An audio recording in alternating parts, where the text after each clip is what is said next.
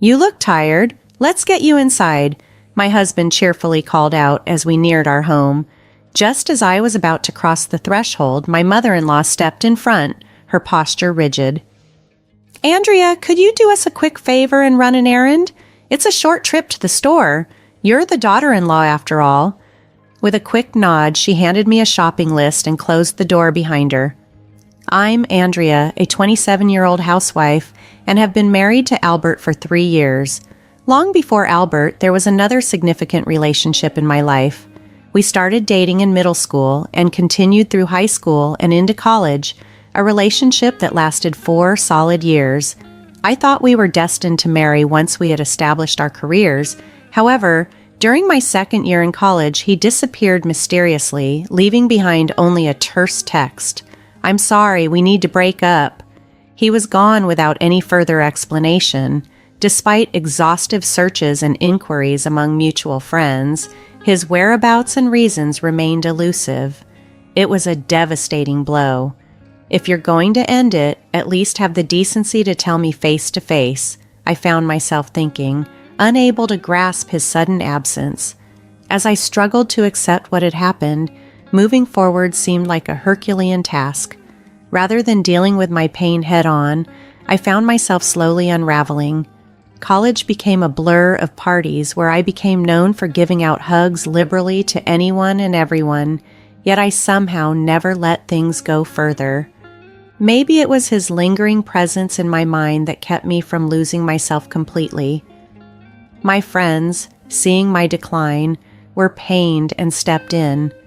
They meant well and started introducing me to new people, hoping a fresh start in my love life would help stabilize me. Each new meeting brought calm, steady individuals into my life.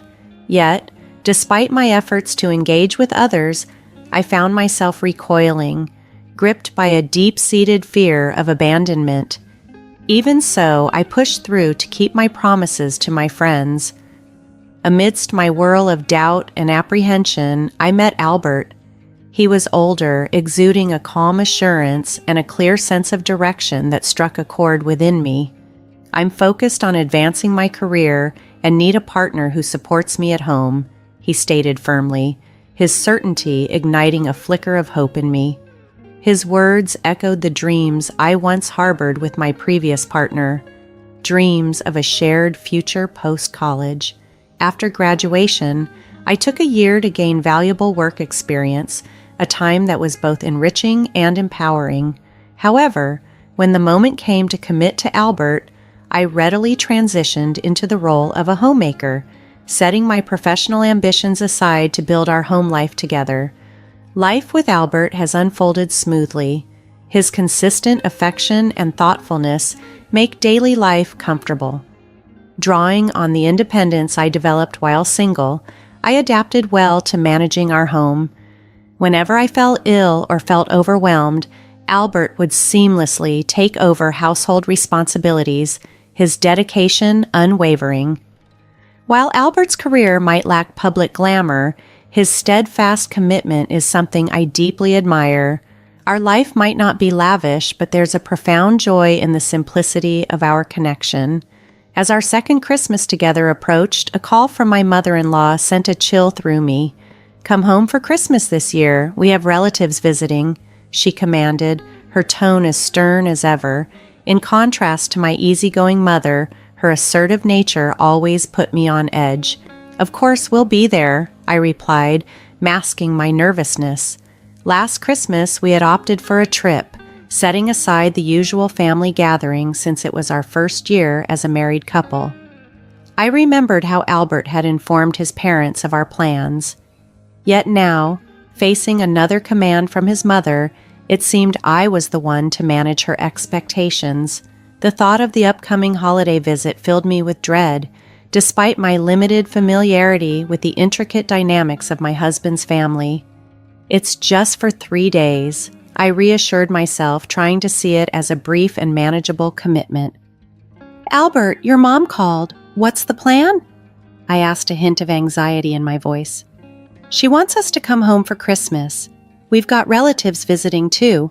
Since we missed last year, I think it's only fair we go this time," he responded, his voice tinged with hesitation. With gifts packed and preparations made, we set out for his parents' home, an hour-and-a-half drive that felt longer due to my growing apprehension. It had been a while since our last visit, and the weight of expectation hung heavily in the air. The nerves were buzzing under my skin as we parked the car. "Just relax, it's Christmas," Albert said with a shrug, trying to ease the tension as we got out. His laid-back approach did little to soothe my jittery nerves. As we approached the house, a familiar voice rang out, and Albert was quick to respond, heading towards his cousin Karen. She greeted him with a playful hug, but he gently pushed her away, a flicker of annoyance crossing his face.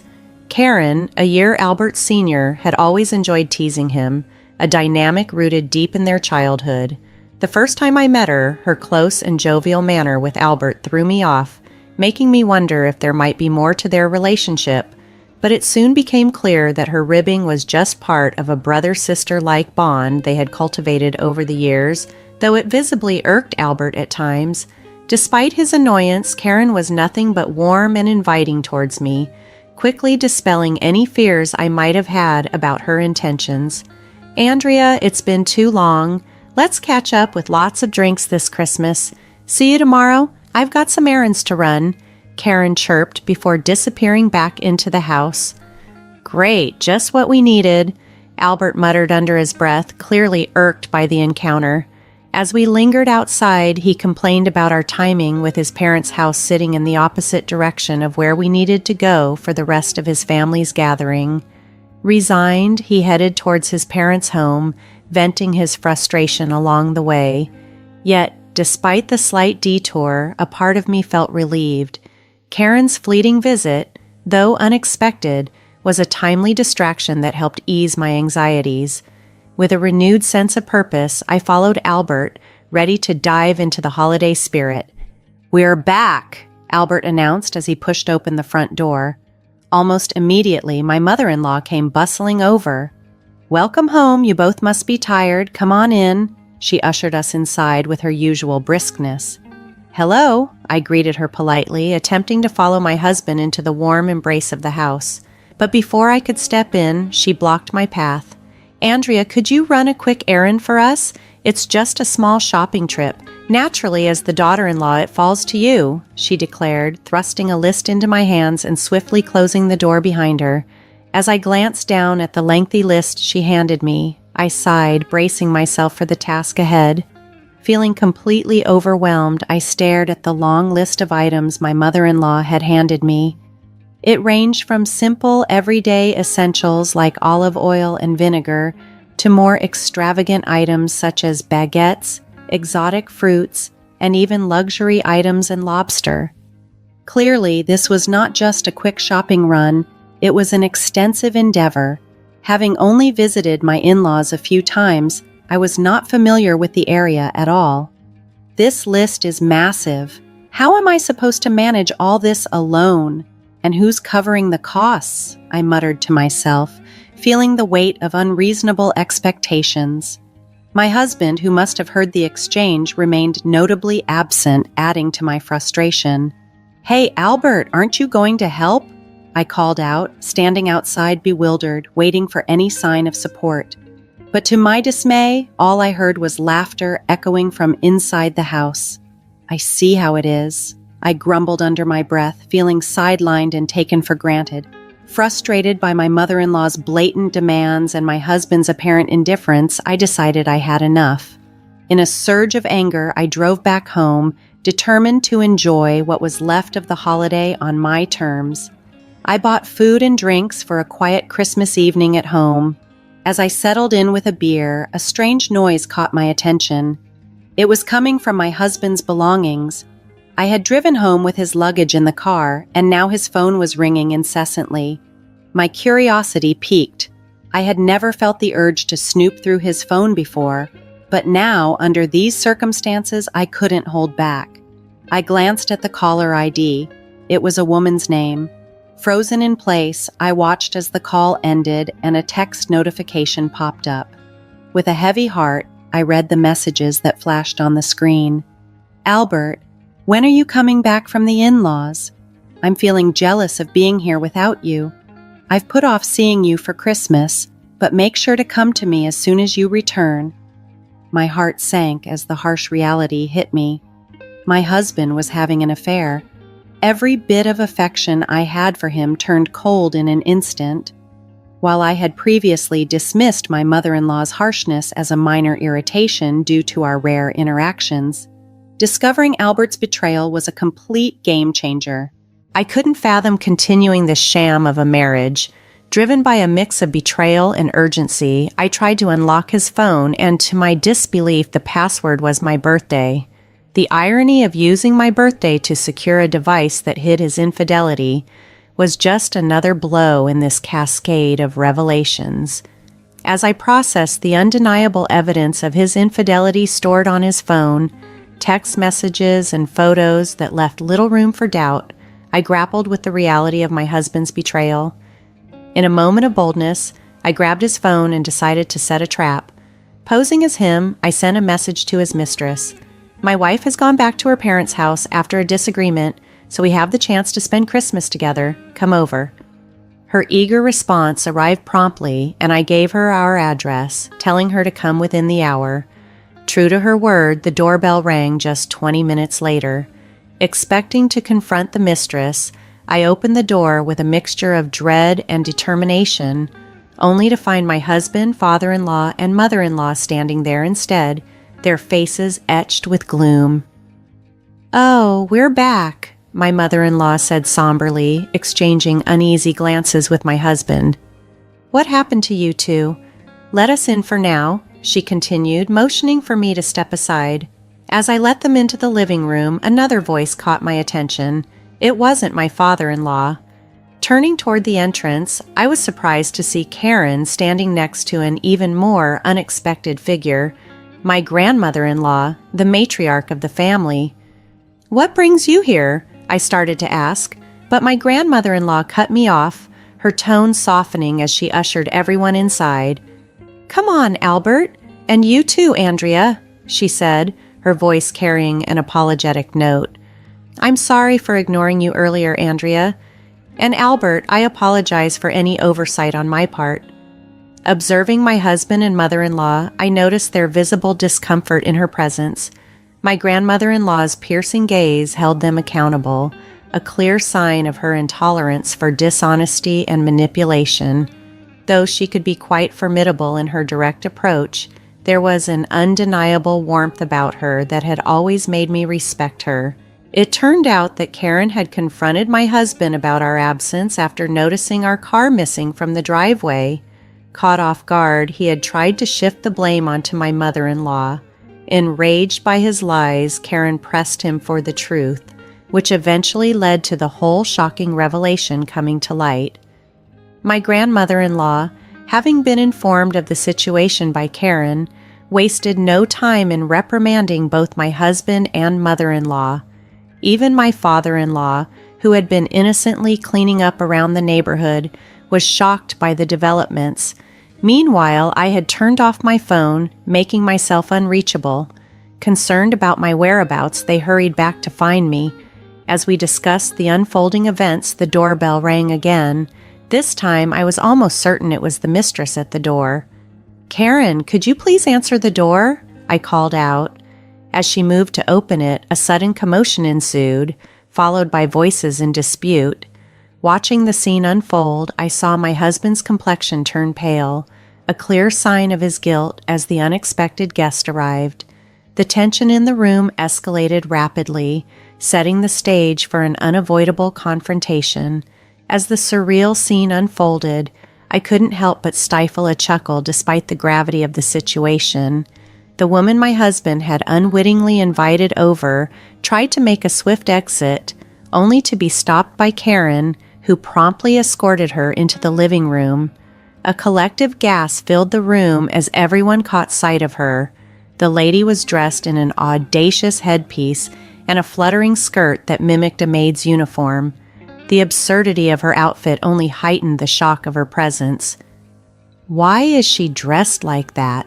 I wondered aloud, my curiosity piqued about my husband's involvement with such a character. The woman, clearly under the impression she was meeting my husband privately, froze in shock as she surveyed the room full of stern faces. "Albert, what is going on here?" I demanded, my voice a mix of disbelief and irritation. Albert, caught off guard, stammered a response. "Well, you see, this girl is, your mistress, right? How did you find out?" the mistress blurted out, her face turning a deep shade of red as she looked around nervously. "Yes, I saw your phone. From photos to messages, I've seen it all," I said firmly, my voice steady despite the turmoil inside. At this revelation, the mistress panicked, her eyes darting for an escape or an ally in Albert or my mother-in-law, her plea for help throwing me further into confusion. What followed was utter chaos. Karen and I pressed Albert for details about the affair, while my father-in-law and grandmother-in-law took my mother-in-law to task over her treatment of me. It was glaringly obvious to everyone that their behaviors were indefensible, with my mother-in-law receiving particular scorn for condoning the affair. The most bizarre twist was learning how my husband had become acquainted with the maid. Oddly enough, my mother-in-law had played a significant role. She had developed an interest in themed cafes, but felt uncomfortable going alone, so she roped in my husband as her companion. Their shared outings to these cafes, enjoying the unique atmosphere, had somehow spiraled into an affair. What baffled me even more was my mother-in-law's strange affinity for the mistress and her dismissive attitude towards the affair, seemingly blind to the pain it inflicted on me. As the holiday season approached, the weight of these revelations led to a drastic decision.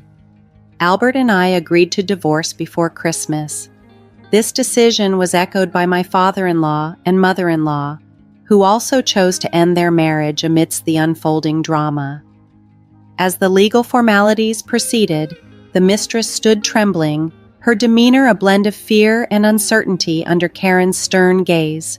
She seemed diminished, perhaps overwhelmed by the thought of how marriage, which she may have once viewed romantically, had become entangled in trauma. But that concern was no longer mine. After reaching a settlement with my husband, I watched as the mistress slowly faded from my life, a somber reminder of the tumultuous events that had reshaped our futures. After the upheaval of my divorce and severing ties with my mother-in-law, I found myself relishing a fresh start as a newly single woman. I landed a job and reveled in the independence it brought. Life was on an upward trajectory, and I was eager to steer it in new directions. Amidst these changes, something unexpected happened. Karen and I grew incredibly close. Our shared experiences had turned us into inseparable drinking buddies, and our plans often included bar-hopping escapades. One such evening, as I headed to our usual meeting spot, I noticed a figure standing next to Karen. As I drew closer, my curiosity turned to shock. It was my ex-boyfriend, the very one who had disappeared without a trace years ago. His presence caught me completely off guard. "Karen, I'm sorry, but I have to go," I stammered, overwhelmed by a torrent of emotions. "What? Andrea, why?" Karen protested, her confusion clear as she saw me turning to leave. I couldn't stay, not with the past suddenly staring me in the face.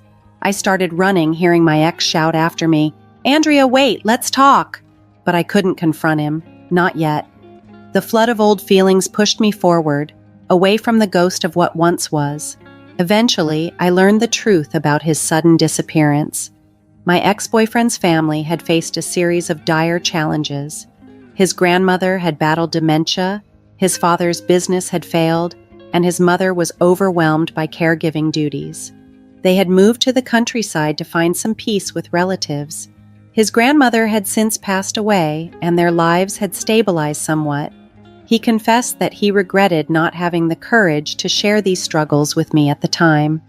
"I understand now, but you should have told me," I responded, acknowledging the weight of what he had carried alone, though a part of me still felt the sting of abandonment. Understanding his reasons brought me some closure and a degree of sympathy for the hardships he had endured, but the surprises weren't over yet. by an incredible twist of fate, it turned out that my ex now worked at the same company as Karen, and they even shared the same shifts.